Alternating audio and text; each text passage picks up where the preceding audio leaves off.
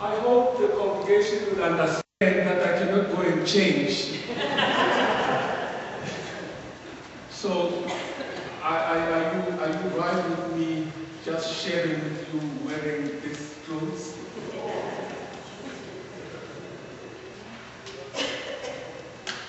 Well, thank you for understanding. Thank you for understanding. This morning, I have two stories that I need to share with you. In factual fact, they are not really stories.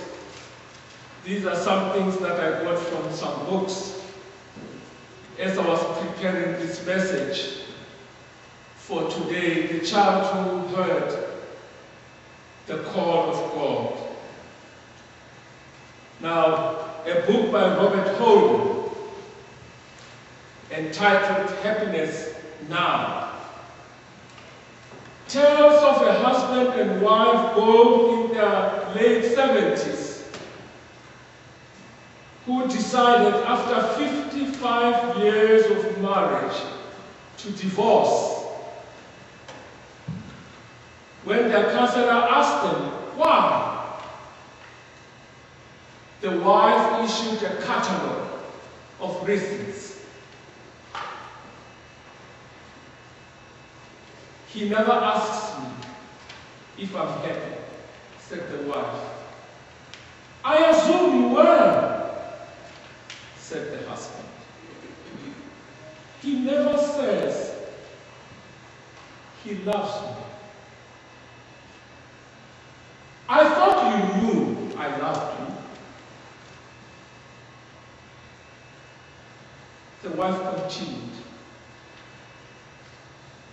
He never says, I'm beautiful. The husband replied, I look at you every day and admire your beauty. We rarely talk, said the wife. And the husband responded, I know you like to read a lot. I read because you don't talk. And we never go out.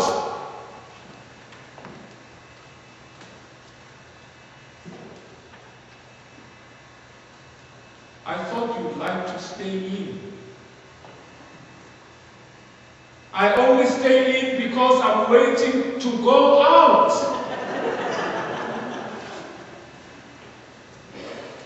The counselor continued to take notes. He's also very mean to me, said the wife. In what way? Asked the counselor. Well, at breakfast, 3 times a week, for 55 years, he always serves me the crust of the loaf, and I hate the bread crust. The husband was distraught. I gave you the crust, my dear, because that is my favorite part of the loaf.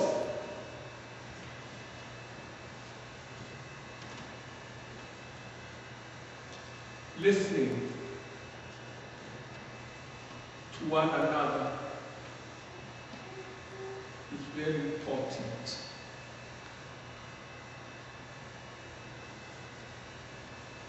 Over 80 years ago, Jed Harris was a successful producer of plays. One of his successful works was a production of Thornton Wilder play, Our Town. In the middle of a lengthy season mixed with intense pressure of many details, Harris began to lose his sense of hearing. He could not even hear what other people close to him were saying. And so he was missing crucial details during conversations. As a result, Jet Harris decided to pay a visit to a renowned audiologist who listened attentively as the producer narrated the sad amount of his declining ability to hear. After a thorough examination of Harris' ears, the hearing specialist drew out from his vest an expensive gold watch, pocket watch, and placed it against the producer's ear. Do you hear the watch ticking? Absolutely, the producer responded. The audiologist moved further away and held the watch up in his office door. Harris focused and remarked, "Yeah, it's quite audible."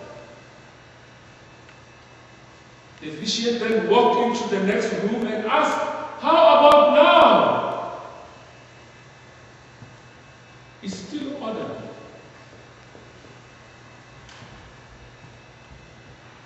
The specialist stalked back into the office, returned the watch to his vest. This phenomenon is quite commonplace, he said, especially among successful individuals. Your hearing is excellent, Mrs. Harris. You've simply quit listening. This morning, we're talking about a young fellow, Samuel, who listened when God called. God called him 3 times. Samuel, Samuel, and he ran to Eli, the chief priest. "Are you calling me, sir?" Eli said, "No, I'm not calling you." And God called again. And Samuel ran to Eli again. And Eli said, "I am not calling you." And God called the 3rd time. And Eli got the message. If he calls you again, what you need to say is, "Lord, speak. Your servant is hearing." "Lord, speak. Your servant is listening." He went back, slept, and the voice came again. "Samuel, Samuel, Samuel," and the young boy responded, "Lord, speak. I'm listening."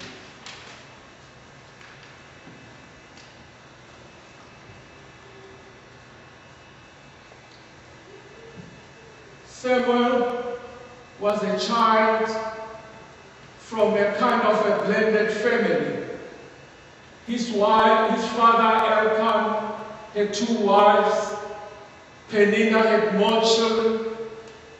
She did not have a child. She was barren. She was a laughing stock in the community. Hannah was barren, a laughing stock.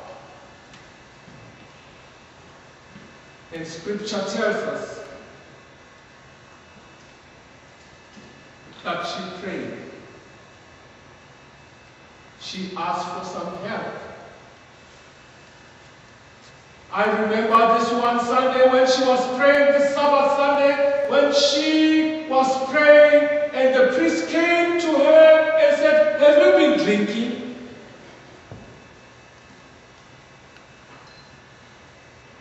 "My Lord, I have not been drinking. I am barren. I need God to bless me with a child." And the priest said, "Continue praying."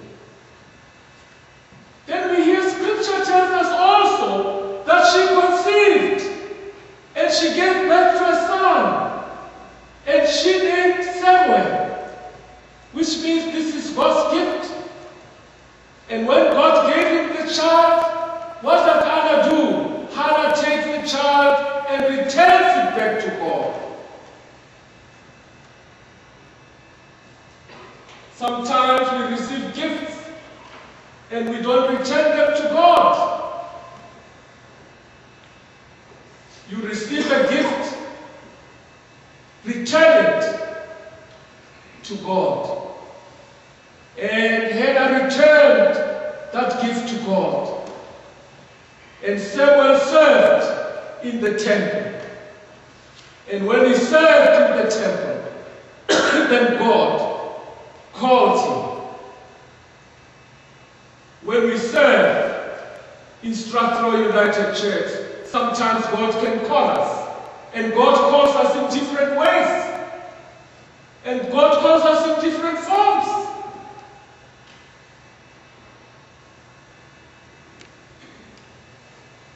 God has not called me to be a clown, I'm sorry.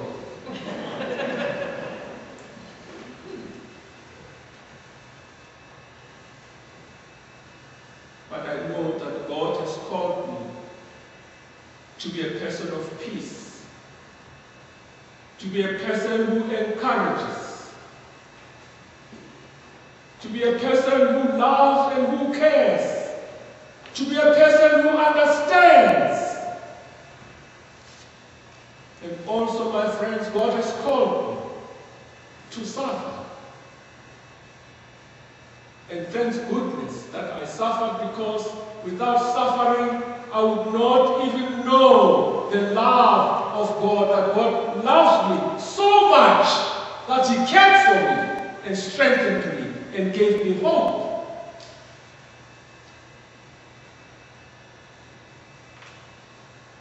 So this morning, God is calling me. Maybe God has been calling you for the longest time you can remember. And this morning He's calling you again. Samuel, Samuel, Samuel. And what we need to do this morning, one word. Lord, speak.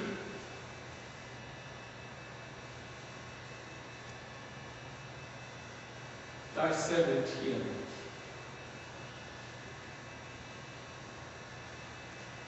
This is our Children's Day. We celebrate our children in this church. And God has called them. We see that all the time.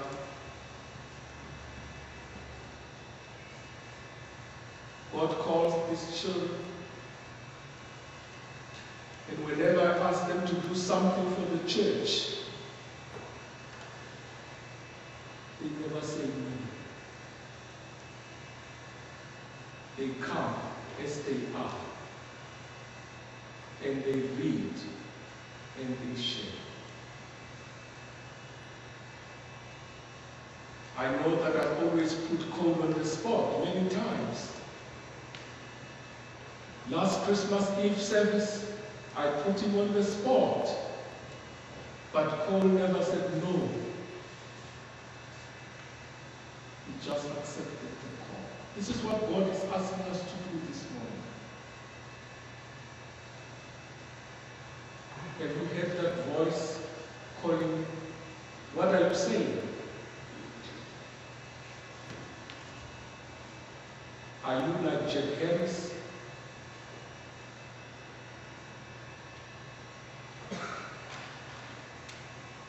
That you missed the point?